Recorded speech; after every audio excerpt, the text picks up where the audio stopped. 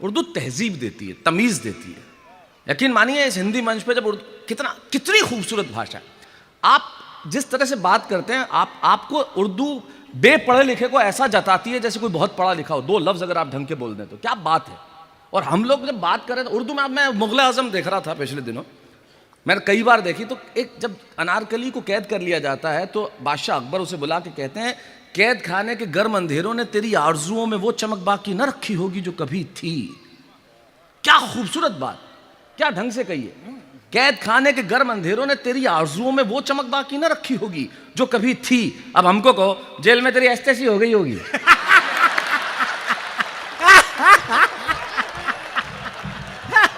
ये भाषा,